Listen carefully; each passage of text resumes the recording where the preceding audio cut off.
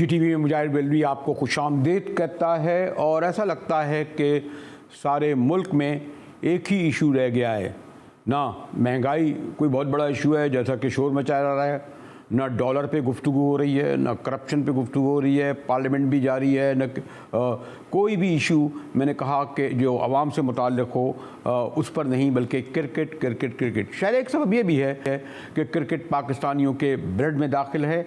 और आज भी आपने देखा होगा कि न्यूजीलैंड की टीम के इनकारी होने के बाद, जैसा कि तवक्को की जा रही थी, इंग्लैंड ने भी इनकार कर दिया है। और इसके बाद यकीनन कहा यह जा रहा है कि ऑस्ट्रेलियन टीम भी शायद पाकिस्तान का दौरा ना करे।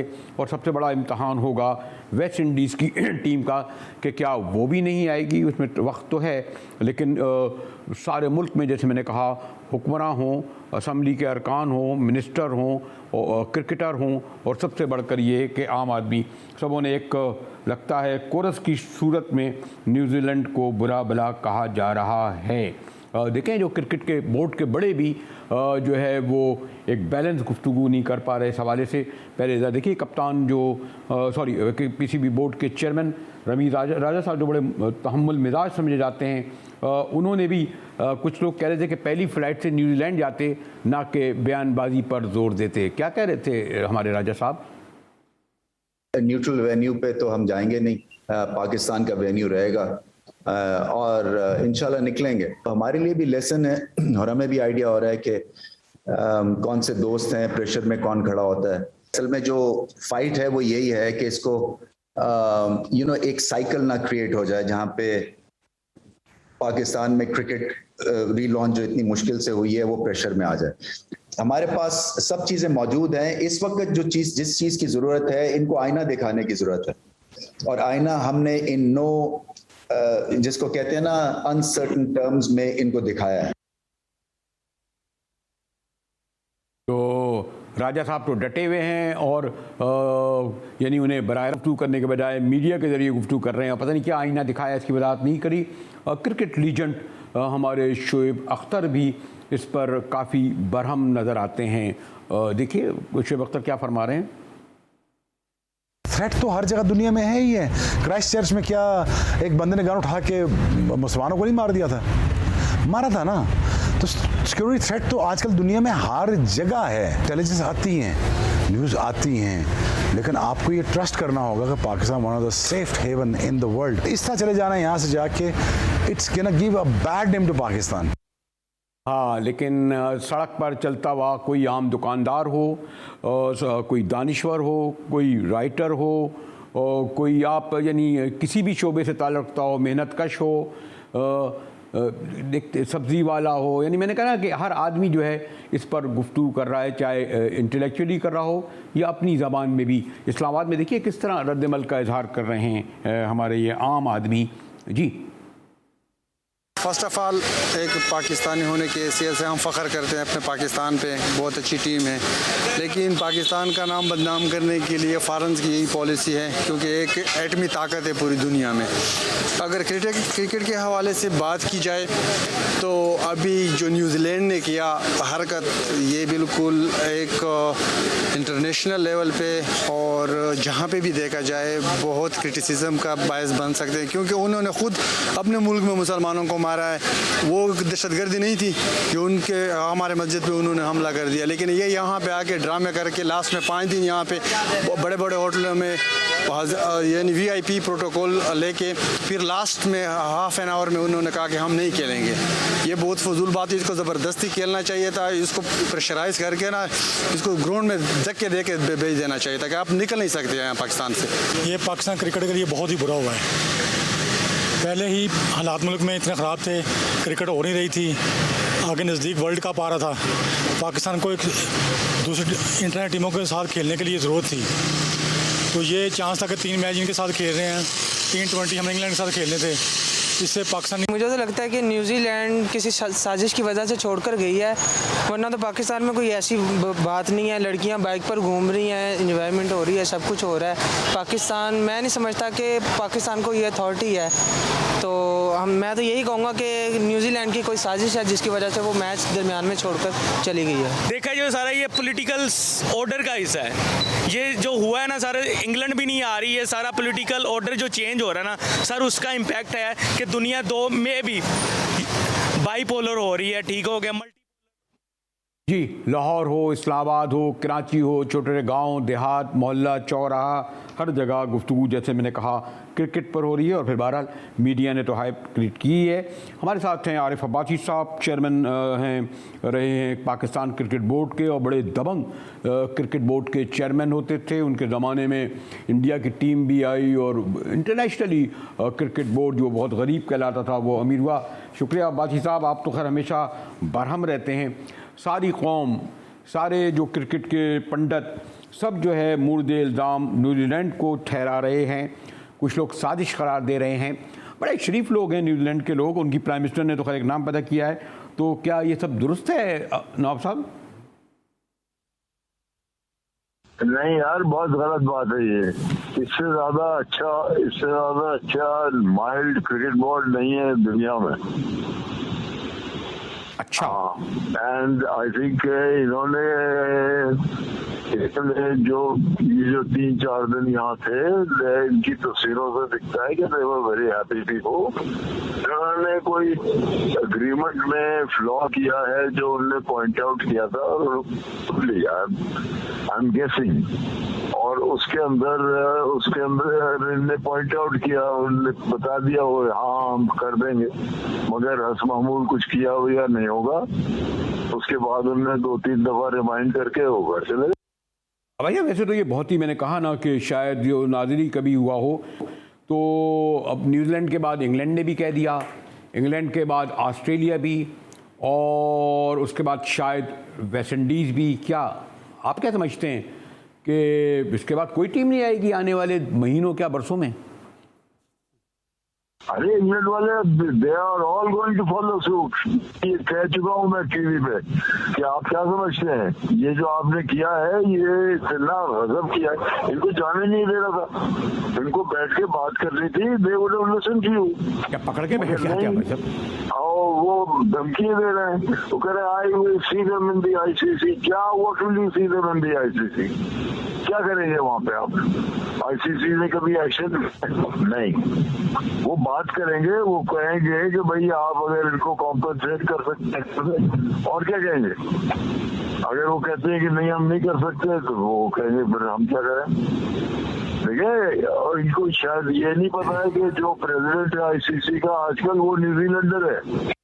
लेकिन अब्बासी साहब, आप तो खैर प्राइम मिनिस्टर इमरान खान के साथ उस वक्त जुड़े हुए थे, ताल्लुक था आपका जब क्रिकेट बोर्ड के ज़माने में, यानी जब ये प्राइम मिनिस्टर नहीं थे, बल्कि सियासत में भी नहीं थे।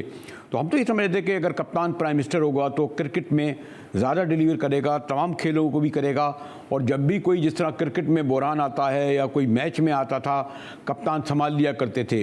अभी भी बड़ी मुश्किल से हालात में भी हुकूमत संभाले हुए हैं, तो ये क्यों नहीं संभाल सके अब्बासी साहब, ये जो इशू आया? यार आप मुझे बताइए, नहीं कप्तान को क्या पता होता है एडमिनिस्ट्रेशन के बारे में यार? और ये कप्तान तो यूनिक था, इसके जमाने में तो मियाँदार सचमुच का कप्तान था। और ये सारा जो कबाड़ा हुआ है, ये अपॉइंटमेंट, इसको आप बताइए कि क्या जरूरत पेश आई थी कि आप उनके प्राइम मिनिस्टर से बात करें? आपने कहना था कि भाई ये आपका काम है, आप करें, इसको सॉल्व करें। What you asking me? और इससे वो आई एम श्योर कि वो और खफा हुए हैं। ये you gone over the heads instead of talking to them, आपने उनके सर के ऊपर से चले गए। अरे ये कौन सी मैनेजमेंट है यार? तो आपके ख्याल में इसमें जो हमारे वुज़रा आ गए, सियासतदान आ गए, और बल्कि गवर्नमेंट के लेवल पे इनको आने ही नहीं चाहा, ये सारा काम क्रिकेट बोर्ड का था जैसे सारी दुनिया में होते हैं, और क्रिकेट बोर्ड के जो मौजूदा सरखेल हैं वो इसको सही तरह हैंडल नहीं कर सके? अब्बासी साहब, आप ऐसे लोगों को अगर आपने बना दिया तो हो गया काम आपका भाई। यानी इनको टिकट कटा के फौरन जाना चाहिए न्यूजीलैंड। अव्वल तो इनको जाने नहीं देना था, अब वो चले गए तो आप न्यूजीलैंड जाके कुछ करें। अगर आप उनको वापस ला सकते हैं तो वंडरफुल, अगर नहीं ला सकते हैं तो maintain offences for God sake. आप उनको धमकी क्यों दे रहे हैं यार? ये इन लोगों ने आपके पीटीवी ने आसिफ इकबाल को टीवी पे लिया था। अच्छा, तो वो आसिफ कहने लगा कि ये जो पहली आवाज थी ये आरिफ की नहीं। हाँ कहते इससे मैं 100% एग्री करता हूँ, दूसरे सब बकवास कर रहे हैं, ये सेबर रैटलिंग से कोई काम नहीं चलता। और ये जो कह रहे हैं कि अभी आप ठहर जाए, लेट द डस्ट सेटल, पता तो चले कि हुआ क्या था। और उसने कहा भाई इससे आगे बात नहीं करूंगा मैं, वो जो कह रहा है बिल्कुल सही कह रहा है। चलें, ये गोरों की जैसे वेस्ट की समझ में तो आता है, लेकिन वेस्ट इंडीज से तो हमारी बड़ी कुर्बत है, वो भी क्या अब्बासी साहब?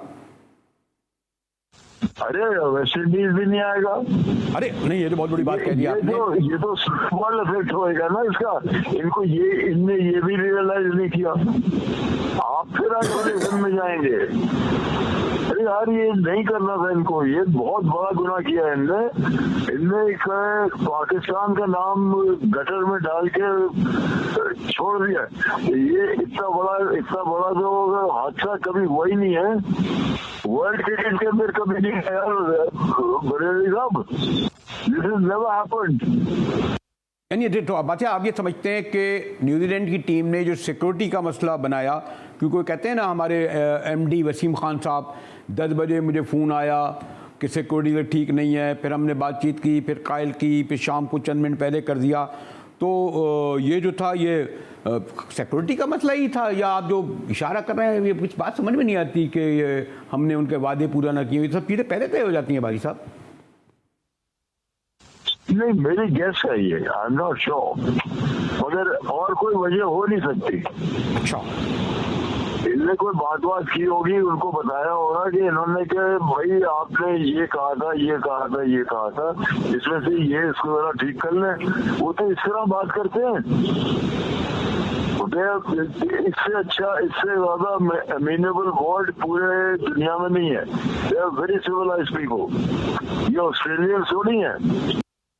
तो इस सारी सूरत में आप ये कहेंगे कि पाकिस्तान क्रिकेट बोर्ड के जो बड़े हैं वही जिम्मेदार हैं, और ये जो सिक्योरिटी का उन्होंने लिया, इसके अलावा जैसे कि आप कह रहे हैं, आप समझ रहे हैं कि माशाल्लाह आपने क्रिकेट बोर्ड में बरस गुजारे हैं, और अगर जिम्मेदार हैं तो इतना बड़ा, जैसे खाली क्रिकेट नहीं पाकिस्तान की साख का नुकसान हुआ है, तो उन जिम्मेदारों को कोई सज़ा ज़्यादा मिलेगी?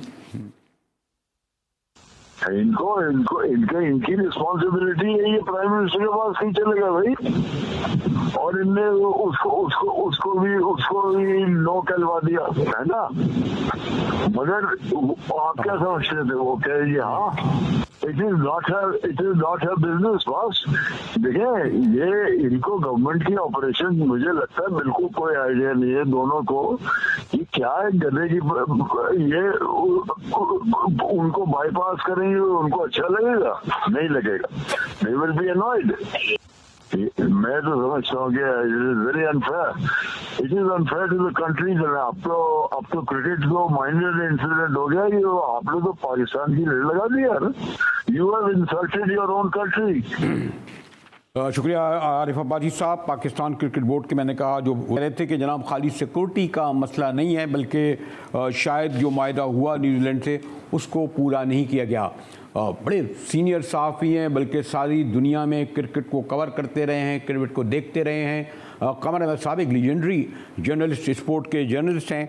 और शुक्रिया कमर भाई, आपका क्या ख्याल है? आपने तो मेरा ख्याल पूरी हिस्ट्री, मैंने कहा ना 60 साल से क्रिकेट कवर कर रहे हैं, क्या दुनिया की तारीख में कभी ऐसा हुआ कि किसी टीम ने क्रिकेट का दौरा इस तरह मनसूख किया हो? मुजाहिद साहब, बस ये कोई पहला वाक़या नहीं है कि कोई टूरिंग टीम किसी मुल्क में गई हो और अपने दौरे का खात्मा कर दिया हो सीरीज़ शुरू होने से पहले, या मिडवे के बीच में सीरीज़ में दौरे ख़त्म कर दिया हो। ये न्यूजीलैंड की ये मिसाल है, अभी दौरा छोड़ के चले जाने की, अपने मुल्क वापस फ्लाई बैक कर गए वो लोग। जाहिर है कि उनको किसी किस्म की सीरियस थ्रेट दी गई थी, जिसकी वजह से, वरना तो वो तो किसी सूरत में नहीं जाते। वो तो 5 दिन तो वहाँ प्रैक्टिस कर रहे थे डिफेंडिया स्टेडियम में। न्यूजीलैंड की एक तारीख भी है इनकी क्रिकेट टीम की कि ये 2 दफ़े श्रीलंका की दौरे पर इन्होंने टूर छोड़ दिया बम फटने पे तमिल टाइगर के। उसमें 400 आदमी तकरीबन कम लोग मर गए वहाँ पर लोग। तो ये डर कर ये इनकी टीमें भाग गई या लड़के प्लेस कर दिया, लड़के भाग गए।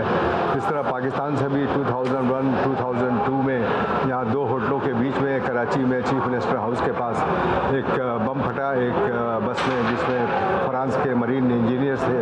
उनमें 7-8 आदमी लोग मर गए। जिस होटल में न्यूजीलैंड की टीम ठहरी हुई थी, वहाँ के शीशे टूट गए। उनका कोच का ड्राइवर ज़ख्मी हो गया जो कि टीम को लेकर नेशनल स्टेडियम जा रहा था, तो उन्होंने टूर ख़त्म कर दिया। ये टूर जो ख़त्म हुआ है, ये बड़ा, मैं समझता हूँ बहुत बड़ा सैड बिग ब्लो है और ट्रेजेडी है, सैड है पाकिस्तान की क्रिकेट के लिए।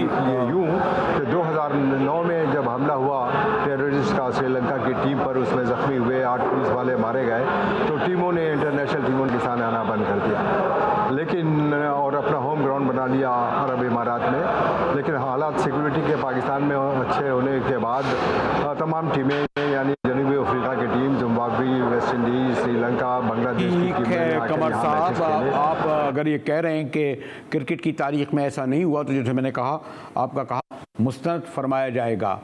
क्रिकेट के बाद आएंगे ज़रा एजुकेशन की तरफ, और वो भी सिंध में बड़ा खौफनाक जो है मंजरनामा है। और एक मुस्तरद रिपोर्ट कहती है कि 44% बच्चे 5 से 16 साल के स्कूल ही नहीं जाते। फिर अभी जो आया कि जनाब CSS के इम्तहान के हवाले से कि जनाब 18,000 उम्मीदवारों में 33 महज कामयाब हुए। इस पर गुफ्तगू करेंगे एजुकेशन के मिनिस्टर और फिर अपोजिशन से, मगर एक ब्रेक के बाद। हमारे साथ रहिएगा।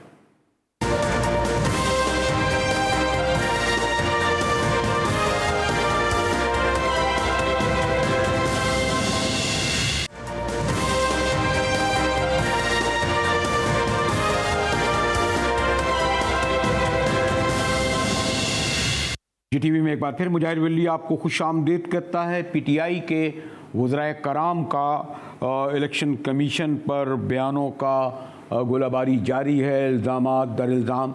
एक तो साहब कहते हैं इलेक्शन कमीशन ही को जला दो, दूसरा कहते हैं डायरेक्ट इलेक्शन कमिश्नर को कि पता नहीं मियाँ साहब की छड़ी और उसकी घड़ी।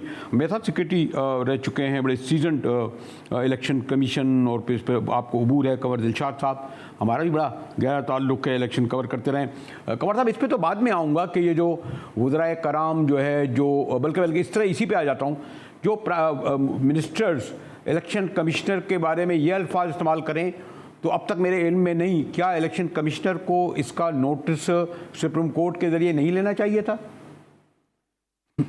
जनाब बरेलवी साहब, गुजारिश ये है कि हुकूमती वज़रा ने, ख़ासतौर पर 2 वज़रा ने जो एक बड़ी अहम बयान दिया है कल, कि जनाब जो इलेक्शन कमीशन के जो रुकन हैं, मेंबर हैं, वो चीफ इलेक्शन कमीशन के ख़िलाफ़ बगावत कर दें। ये जो जुमला किए हैं, तो उन्होंने इलेक्शन कमीशन ऑफ पाकिस्तान पर जब हमला किया है, वहाँ उन्हें आइन के बुनियादी ढांचे पर भी हमला कर दिया। इलेक्शन कमीशन ऑफ पाकिस्तान को दिया है, वो आइन इदारा है और आइन ने तहफ़्फ़ुज़ दिया हुआ है, और उसी तहफ़्फ़ुज़ की वजह से ही हम समझ रहे हैं कि ये बहुत बड़ा उन्होंने जो हमला किया है, वो आइन के बुनियादी ढांचे पर हमला कर दिया। उस पर बगावत को उकसाना, तो ये एक बहुत बड़ी है। अगर कोई सुप्रीम कोर्ट बार एसोसिएशन या पाकिस्तान बार काउंसिल इसको सुप्रीम कोर्ट ऑफ पाकिस्तान नहीं खुद इलेक्शन कमिश्नर की जब ज़ात पर हमला हुआ है, तो उसको नोटिस उनको लेना चाहिए था ना। जैसे आज मैं देख रहा था कि जैसे बंदियाल साहब पर किसी ने इल्ज़ाम लगाया कि जनाब पूरा बंदियाल जो है, गाँव जो है, वो हमारा पता नहीं क्या इस्तेमाल करता है। उन्होंने कहा मैं इस बेंच में ही नहीं बैठूंगा, रेफर कर दिया सुप्रीम कोर्ट को। इलेक्शन कमिश्नर साहब पर कहा नहीं है, इदारे के सरबराह को बुरा भला कह रहा बगैर सबूत के, और उसके साथ साथ इदारे को भी जो है वो भी उस पर भी हरफ आ जाता है। इदारा और इदारे के सरबराह लाजिम और मलज़ूम होते हैं। और जब उन्होंने ये कहा कि मेंबर्स इलेक्शन कमीशन, बाकी जो ठीक है इख्तलाफात अपनी जगह पे कहते रहे, कोई फ़र्क नहीं पड़ता, लेकिन ये कहना मेंबर्स इलेक्शन कमीशन को कि आप अपने बॉस के खिलाफ, चीफ के खिलाफ बगावत कर दें, इसका मतलब है कि उन्होंने आर्टिकल 213 की खिलाफ वर्जी की है। नहीं, यही तो मैं कह रहा हूँ, इलेक्शन कमिश्नर क्यों नहीं इस पर इलेक्शन कमिश्नर ने स्टैंड क्यों नहीं लिया अब तक?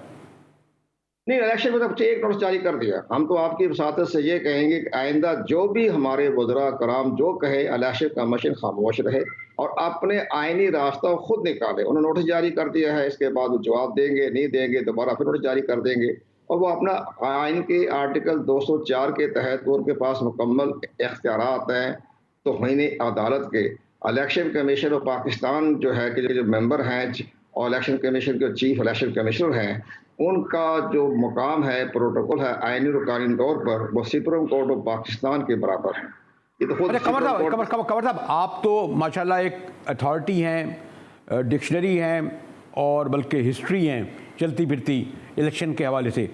पास्ट में आपने काफ़ी इलेक्शन कमीशन जो काम किया है इलेक्शन कमीशन के साथ, और ये भी आपको पता है कि हमारे यहाँ जो पार्टी हारे वो इलेक्शन कमीशन ने धांधली की, जीते तो इलेक्शन कमीशन आज़ाद। आपके दौर में जब इस तरह के हमले होते थे तो उस वक्त क्या रद्दमल का इज़हार करते थे इलेक्शन कमिश्नर? मेरे दौर में किसी को जरूरत नहीं थी अच्छा चीफ कमिश्नर और इलेक्शन कमीशन पर हमला कर। इवन जस्टिस नुसरत के ने जो कराया था रेफरेंडम ज़ियाउल हक के दौर में, शायद उस पर भी बड़ा लोगों ने वावेला किया था। जी, इसने क्या हमारे ये फ़ख्र है, ये मुझे फ़ख्र है अपने तमाम सियासी जमातों पर, मुझे बड़ा फ़ख्र है। उन्होंने हमारे इलेक्शन कमीशन पाकिस्तान पर कभी भी इन्होंने हमला नहीं किया।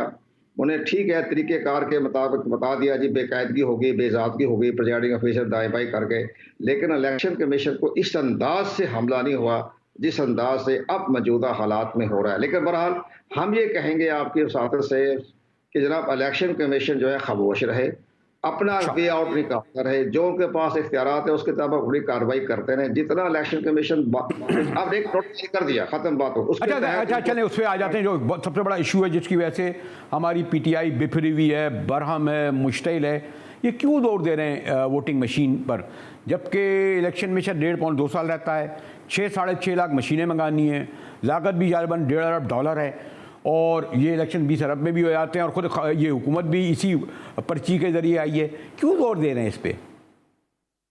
जनाब गुजारिश ये है कि ये सिस्टम बड़ा अच्छा है, हमने भी देखा है, मैंने इसमें बड़ा मुताबिक किया, बहुत अच्छा सिस्टम है इलेक्ट्रॉनिक वोटिंग मशीन के। हम बड़े हामी हैं और अब भी हामी रहेंगे।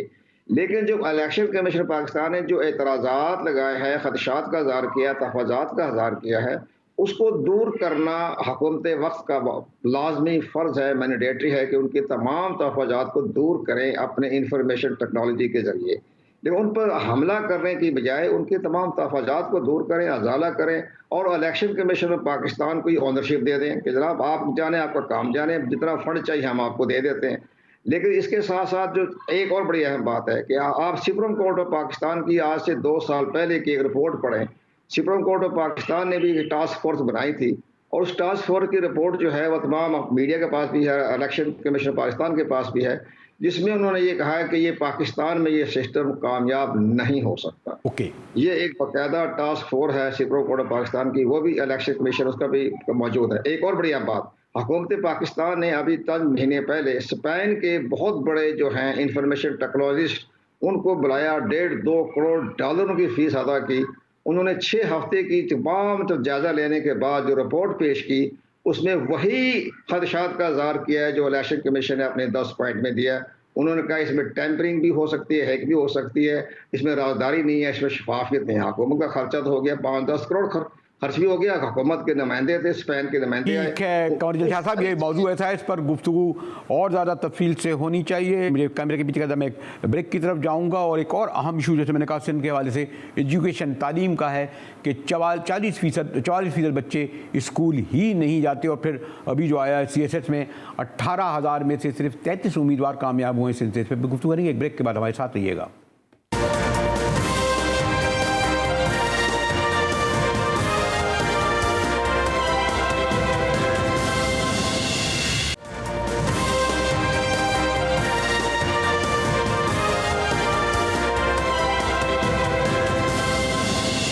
टीवी में मुजाहिद भी आपको खुशामदीद कहता है एक बार फिर। और सियासत नहीं इस हवाले से होना चाहिए, लेकिन बड़ा खौफनाक मसला है, और क्योंकि इसका ताल्लुक़ सिंध के शहरी और देही इलाकों के बच्चों के मुस्तक़बिल से है, बल्कि पाकिस्तान के मुस्तक़बिल से है।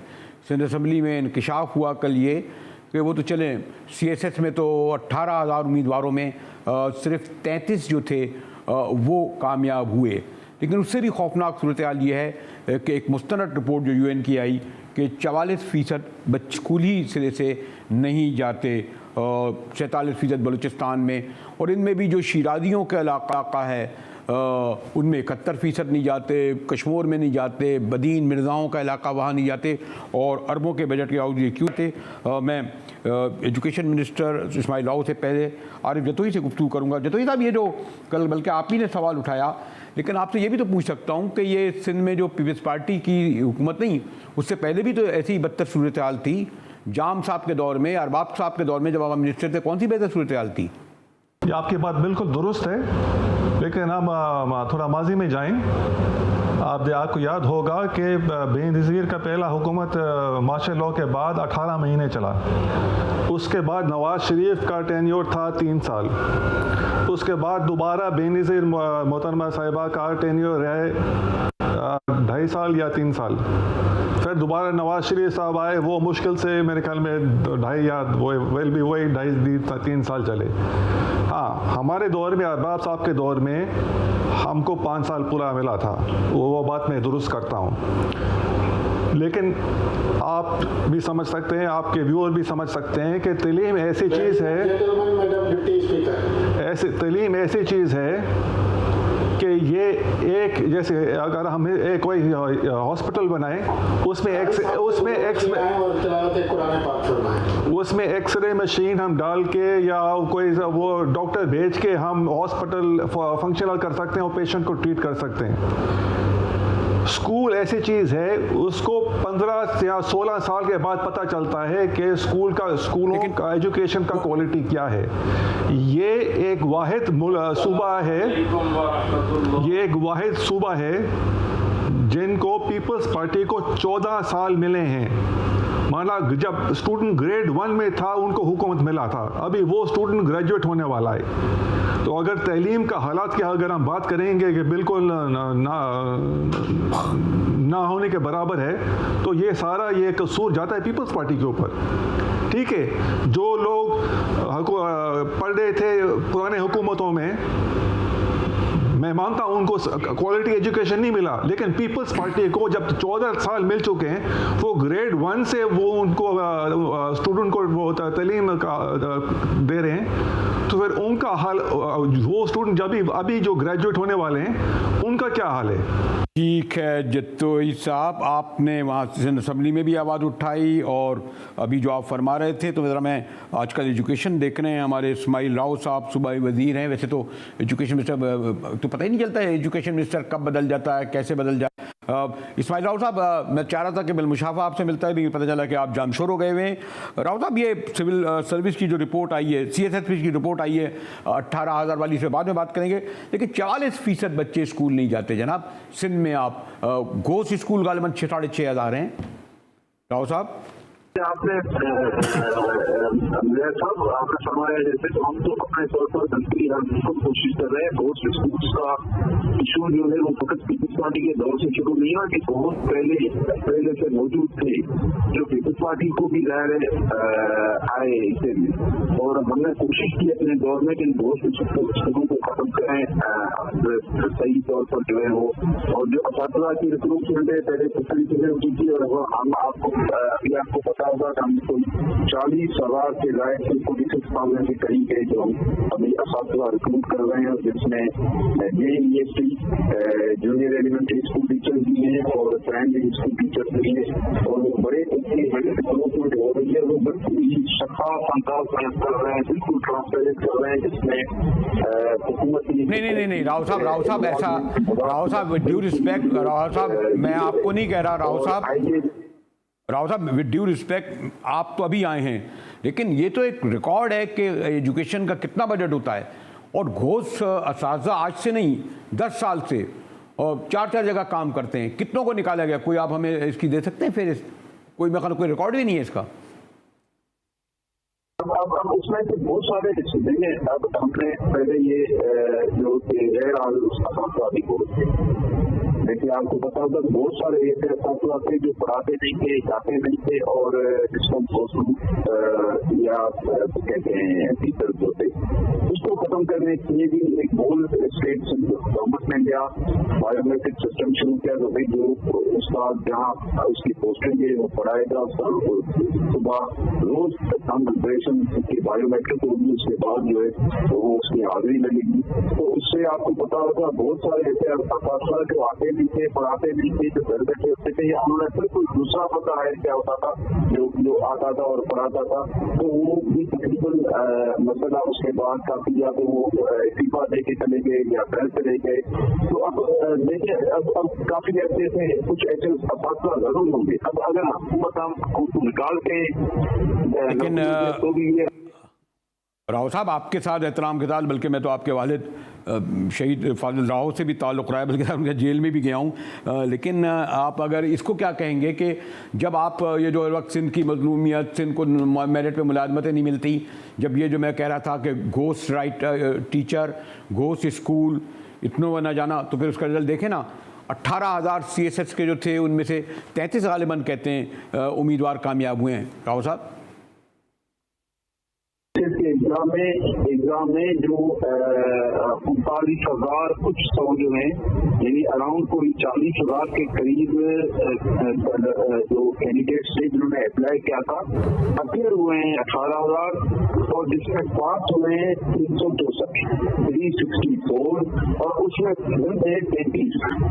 33 जो है उम्मीदवार कामयाब हुए CSS के एग्जाम में जो 2020 का लिया गया। अब उसमें आपको मतलब ये नहीं है कि जो ये 9.06 बनता है सिर्फ का ऐसा पूरे मुल्क के ऐसे नए कामयाब होने वालों में जिनका बनता है 9.06। आप किसी पार्टी के दौर से पहले चले जाएं, आप 2004 में देखिए, 5 में देखिए, 6 में देखिए, 7 में देखिए, तमाम वर्षों में सालों में आपको 9% सिंध का हिस्सों कामयाबी में कम मिलेगा, ज्यादा मिलेगा। तो ये तो बिल्कुल ही जो है। और देखिए एक और भी बात है कि जो पहली की जो है क्राइटेरिया या उसकी बेहतरी का जो अंदाज आप फकत एक पब्लिक सर्विस कमीशन की एक प्रोसेस नहीं बता सकते, फकत पब्लिक सर्विस कमीशन के इंतजाम से नहीं बता सकते। और भी बहुत सी चीजें होती हैं जिससे कि आप देखें जिसके जो स्टूडेंट्स हैं ज्यादातर प्राइवेट सेक्टर्स में ग्रोथ करते हैं, इंजीनियर बनते हैं, डॉक्टर बनते हैं, प्रोफेसर बनते हैं, बहुत से प्रोफेशनल हैं जो अपने फील्ड में कामयाबी करते हैं। राव साहब बहरहाल आप बड़े सीजन सियासतदान हो गए हैं, अब मैं इस पर बहस तो नहीं करूँगा, लेकिन जो फैक्ट्स हैं मैं तो वो आपके सामने पेश कर रहा था। इसी के साथ ही GTV से मुजाहिर वेली को इजाज़त दीजिए।